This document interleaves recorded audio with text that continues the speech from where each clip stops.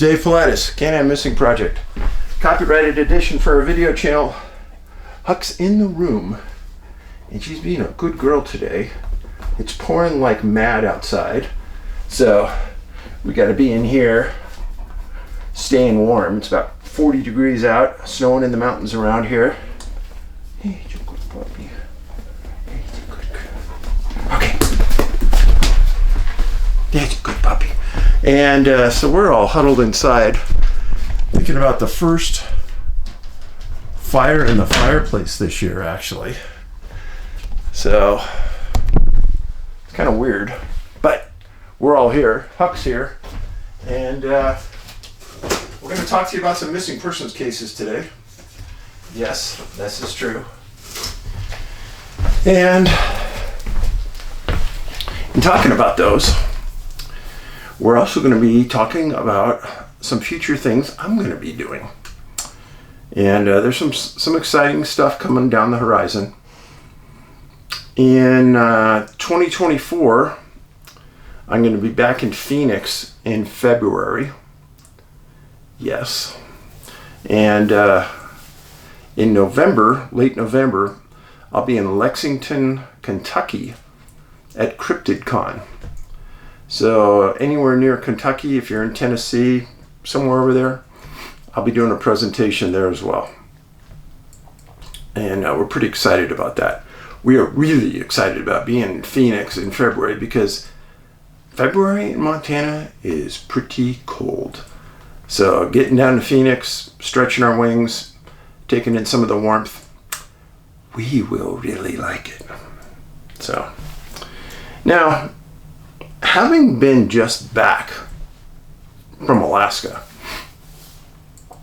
and being in a auditorium filled with people talking about strange things that happen in Alaska, my senses have been really turned on as to what is going on up there. And I've stated before, there's a lot of things in Alaska that they make mountains out of molehills. And I always tell people who write to me about this to be very careful about what you believe up there. There's stories about areas where there's mass mutilations and people, oh, yeah, well, right. There's almost nothing in the history books about it occurring. Now, supposedly these areas of Alaska that this has happened in was in the 40s and 50s when newspapers were going big in Alaska. There's nothing in the newspapers about it then. Now in the 70s and the 80s there is, but nothing back when it happened. How could that be? Yeah, well, I know how. Since I started writing about missing 411 disappearances, all of a sudden people started making allegations against Bigfoot and Sasquatch about taking people. And a few podcasts have made a living off of it. If you notice, I've never been on those shows. And I've never been on them because some of the people who first started those shows quit and left because all they were doing was fabricating stories. Well, I'm not saying that's what they're doing, but that's why the people left, and that's what they told me. So I'm not going on the shows. And if people tell a story about being attacked or kidnapped or something ridiculous like that, well, then tell your name. Let's see your face, and let's vet your story. And if you won't let those three things happen, sorry, no credibility in my mind. And if you notice, in my books, Tribal Bigfoot and the Hoopa Project, I name names, people sign affidavits, I take their photo, I sit down with them, and Harvey Pratt does a sketch. And if between Harvey and I, we don't feel you're credible, you guys will never see the story. And that's kind of how we roll. Now, some people will take... Now, I'm not talking about Steve here. People think I'm slamming Steve. No, this is not anything about Steve. It's about other channels. And those people want to make their living doing that. That's their business, but I won't have anything to do with it. So, getting back to Alaska. Something strange is going on in Alaska. And we've been diving much deeper into the topic of Alaska in the last month. And the two stories today, yeah, they're from Alaska. So, the first one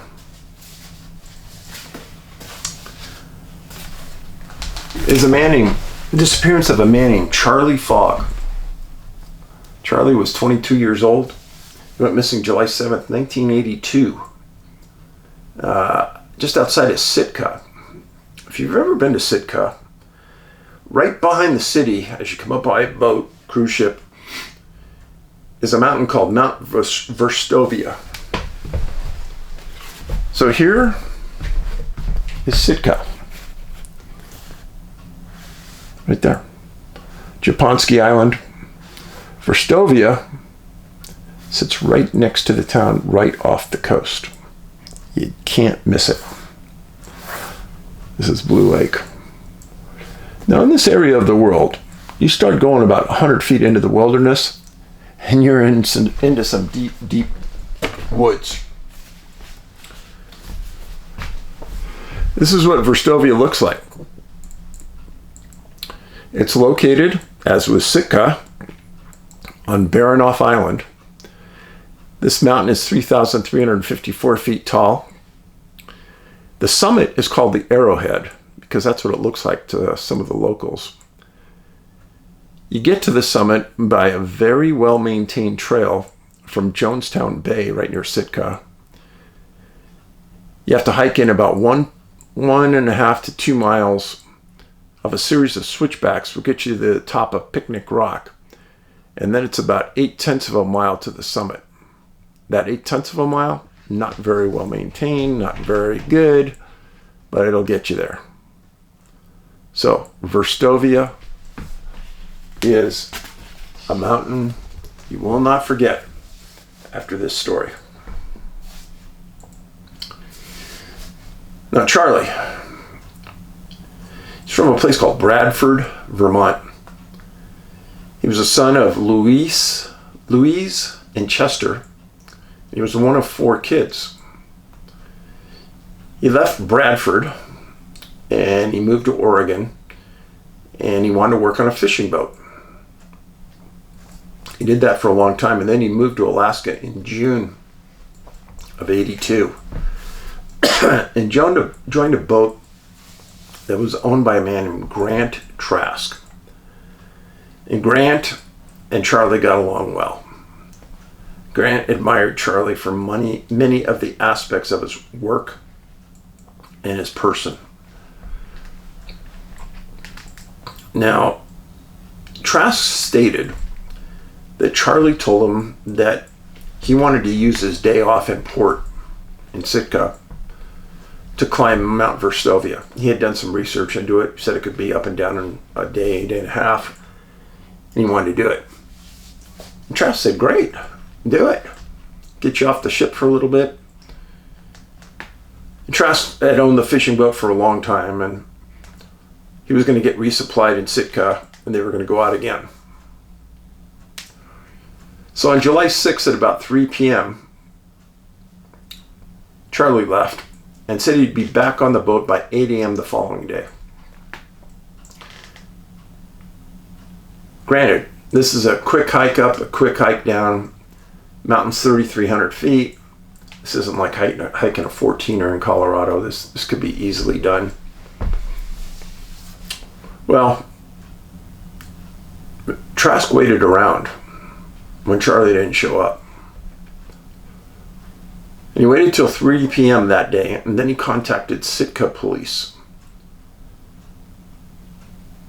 Trask said Charlie was reliable, always on time, and when he didn't make it back, he knew something was wrong. He stated that he carried a backpack, a sleeping bag for the night he was going to be out, some supplies, coat. He said that Charlie was a reliable outdoorsman, knew his way around the world for a young man, had good common sense. Well, the next day, July 8th, Sitka police, a sergeant named Ed Thornton, and a few other people that he got together as rescuers, got on a helicopter owned by Alaska Lumber and Pulp and flew up to the top of Verstovia. And they started to look around, and the helo made a second trip down to get more people, and they got a team of sea dogs from Juneau, a handler and a trained canine. Took 3 members of the National Guard up on top of the mountain, and the canine and the handler tried to pick up a scent and couldn't. Well, they were getting frustrated because the mountain isn't that big. But on top of the summit, on top of Arrowhead, they did find one thing. They found Charlie's sleeping bag. And the sergeant stated that it appeared that it had never been used and that it was wet from the night's rain. So it had rained the night that Charlie was up there. They looked around some more, still didn't find anything. Helo made that second trip, and they put it back down for the night. They couldn't find anything. They flew around the mountain multiple times, didn't see anything else.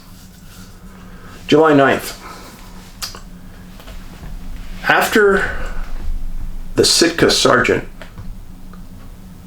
made that initial discovery on top of Verstovia, they gave the case to the Alaska State Troopers, and they got a helo into town. And they put and ferried 11 searchers up to the top. And very early in the morning, they found Charlie's backpack, his day pack. And then nearby the day pack, they found on a ledge, neatly folded, were his clothes on a ledge. Now, the clothes were found 1 mile from the sleeping bag on the summit. Now that day, fog moved in midday, reduced visibility to 30, 40 feet. They put some markers up, and then they had to get the helicopter and the people off the summit and off the mountain. So understand what they have here. They have one item, sleeping bag, on the summit. They have a day pack in another location, and then they have folded clothes on a ledge. So after you summit a mountain, you don't leave things behind. After you summit and you're coming down, you don't want to go back up. You did that, so you're coming down. So you had items in 3 different locations. Wasn't making any sense. They did have time to fly around the mountain in the Alaska State Trooper helicopter and hadn't seen anything. They talked about it when they got back on the ground. They had a map of the mountain. They decided that the next day they were going to fly around it again, see what they could find, kind of come up with a plan about where Charlie could be. The general consensus was that he must have been injured. He was young, healthy, in good shape. Little confusing. Super confused by the folded clothes, because they didn't know anybody that would be a rock climber that would strip their clothes off. Yeah. So they found his clothes. They didn't find his shoes. So July 10th, they take off in the helicopter, and right away they go to the location where they found the clothes, and they're hovering over it, and they look down. And it said between a rock and snow, 700 vertical feet beneath the ledge where the clothes were found, they see a body that they believe was Charlie's. They put people on the ground. They recover his body. Naked body. And later on, the press interviews a Sitka police sergeant that still had the primary case for Sitka. Now, friends, I've been in this for a long time. I've been doing this for a long time. Police say a lot of things. Local reports, local statements for local consumption. It's a famous statement made by a New York city police missing persons investigator that I love. Local reports for local consumption. Well, this statement sure was made for local consumption, and I'm not sure how gullible he thought the people were, but down here in the States, that dog don't hunt. And here's what I mean. This is what the sergeant said. We figure Charlie was sunbathing and may have fallen asleep and rolled over the edge, or just got too close to the edge and fell. Suffered fatal head wounds. Okay, so I'm a mountain climber. I go up to the top. Let's pretend it's a beautiful sunny day. It was just foggy the other day and they had to get off the summit. So let's pretend it's sunny. Well, you're at the top of the mountain. It's always windy up there. Oh, but I'm going to take all my clothes off and I'm going to fold them up real neatly, put them beside me, and I'm going to lay down in sun. Wow. That's some interesting theory, I gotta say. I've never heard that one. I've never heard of a mountaineer doing that. Especially since no shoes were found. Now, the distance from the sleeping bag from the clothing was 1 mile. That makes no sense, because he only had 17 hours to summit and get back. 1 mile in that environment is extraordinary. It's a long distance. And I go right back to the clothes were folded. He's a fisherman on a fishing boat. Now, why do I make a big deal about that? If you haven't read my books, it's probably hard to understand why I'm making a big deal about it. If you have read my books, you get it. Because there's been several times where people have disappeared and their clothing was found neatly folded. Well, if you do some research on abductees and clothing, same sort of thing happens with them as well. A lot of times they're found wearing other people's clothing. Sometimes no clothing. Yeah. Do I believe the sergeant's rendition of what happened? No. Charlie's items were found in 3 different locations on that mountain. That is not the way he would handle himself. That is not the way anybody would handle themselves. I'm sorry. It's horrible what happened to Charlie Fogg. But I believe there was another part of the story that remains to be told someday. But I don't believe what that rendition was. And this goes back to the number of people missing in Alaska. There's a lot. I've stated before that I think the numbers are skewed, but there's still a lot of people missing that doesn't make any rational sense. This is one where somebody went missing and was found under conditions I just don't believe. All right, let's go to the second story. Also in Alaska. It involves a man named Ralph Wallen, W-O-L-E-N, 39 years old. Went missing May 27, 1993, about 11 years after Charlie. Now, this is a NABS case. It was never found. That's what it means, and his DNA is on file. And NABS, as I've stated before, is a national repository for DNA for the United States on missing people. If somebody goes missing and they're not found, NABS investigators will go to family members and get their DNA and put that in the data bank so that if a body is ever recovered or remains are ever recovered and they think that it might be Mr. Wolen, they can check the database and check the DNA for a match. Now Marian, or first name was Ralph, his middle name was Marian Wolen. Missing north of Tanana, Alaska. He was born and raised in New Jersey, loved the outdoors.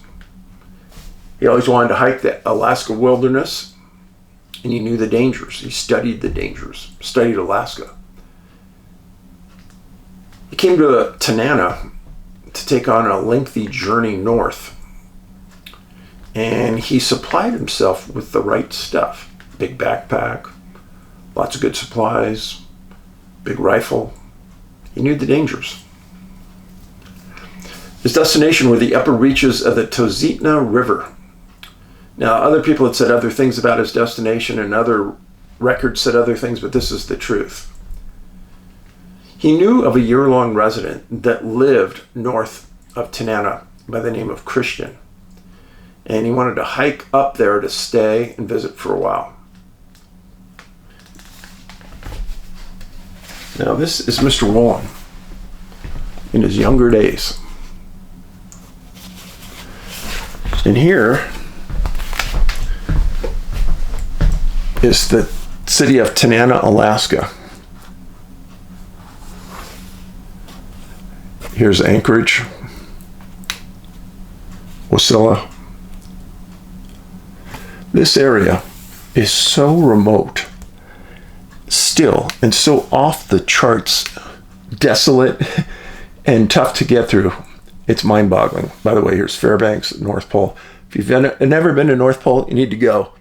It's like going to Christmas every day of the year. It's a cool town. This is Denali National Park. So Tanana is just north of Denali. Talkeetna is right here.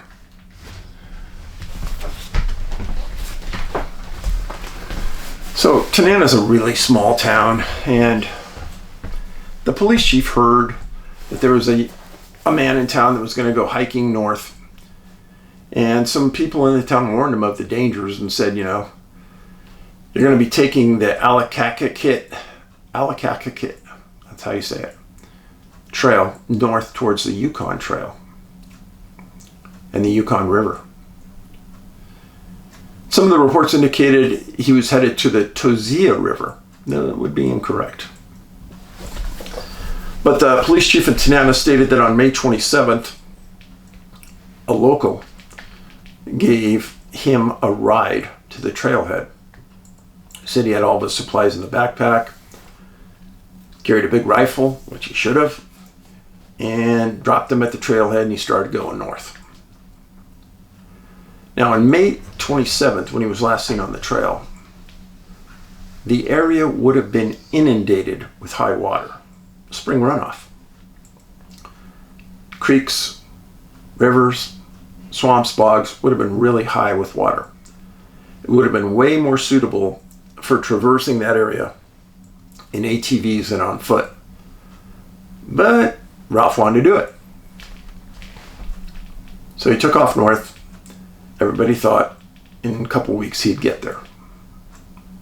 Well, nobody heard anything, as was expected, because he wasn't carrying a personal locator beacon or a sat phone. Bad news. On July 8th, 93, Christian, the man that Ralph was headed to meet, came into Tanana to resupply after a cold winter, and he met with a series of friends in Tanana. Well, during... Whoa, what's wrong? What's wrong, Hawk? She does this every once in a while. It's like she gets scared. Someone grabs her or something, but she's just like, hey, you scared me with that one. It's okay. It's okay. It's okay. Come on, you can come over here. I'll protect you. It's okay. You can come over here. No, it's okay. And by the way, I have no doubt dogs can sense things that we don't sense.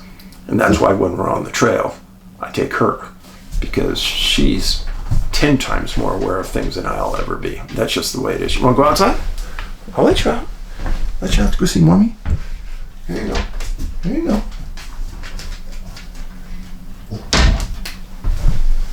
So, I'll let Mom control that. Christian was talked to about Ralph, and he said, I never knew he was coming. I knew he was going to be there sometime this summer, but I never knew the time frame, and he never made it. Everybody, including Christian, were upset because they knew he was somewhere on the trail that in distress or dead. So on July 10th, Christian organized, along with several other people, a search and rescue team in Tanana to get up onto the trail and start looking for Ralph. Well, they got a whole series of ATVs together, extra fuel, and they took off north. His location going north would have been probably 50, 60 miles. Well, 12 miles north of Tanana, the searchers came across an isolated and abandoned cabin. Door was closed. Knocked on the door, no answer. They go inside, and they found some of Ralph's equipment, including his compass. And that is an ominous thing to find. Nobody ever stated exactly what they found in that cabin. They did say that they didn't find his backpack or his rifle. What does that mean to me? Well, if some of his supplies were there, then he didn't go north some more with leaving those supplies behind. My guess is that he probably came into that cabin, heard or saw some wildlife, and took his rifle out to get a couple weeks worth of meals. That's my best guess. Because when you take your backpack, when you kill an animal, you harvest it, you take the meat off it, and you put the meat in the backpack, bring it back to the cabin. Well, searchers knew that this was a bad sign. They described the area as extremely marshy, boggy, and extremely treacherous to search. The police chief made an interesting statement. He said it was impossible to search by foot. My guess, I don't like to guess on these things, my guess is that there was so much water that the only way you could get through that was through ATVs. Well, they searched the cabin thoroughly. It was their feeling that nobody had been there in several weeks. And the search for Ralph lasted 2 days. They found nothing. Now, it would have been impossible to navigate at high water and not see the trail in spots unless you had a GPS trail instrument or a compass. Ralph had neither. Now again, I think he went hunting, but how could I really know, right? You don't. No tracks were leading from the cabin that they could follow. And they went back and Ralph was never seen again, except he got a permanent inscription on NABS now as a missing person. As I told you, I'm always going to go through the record books and try to find information about an area that may be interesting to us. Tanana is really an isolated place, I'm telling you. I mean, there's no big cities anywhere near it. Here's Tanana and the Tozitna River. Get a little closer. Now, there's no big cities out here. None. This is really remote. Okay? So, I did a little search through UFO databases. And I found something really interesting. On Tuesday, the 9th of January, 2018, residents described two red orbs chasing a white orb over the Alaska village of Tanana. These were to be the size of football fields. Yes, you heard that correct. football fields. Villagers took cell phone pictures, but none of them turned out. This was called a mass sighting event. You gotta admit, that's pretty weird. Pretty weird. I cannot think of a mass sighting event in a city where something like this was seen and photos never turned out. But there was a mass event. Hundreds of people saw it. I think it's weird. But I knew you'd like to know that, so I tried it for you.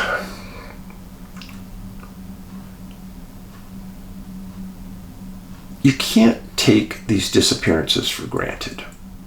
You can't always say, oh, these people were crazy, or these people just had bad judgment and they died. You can't always say that.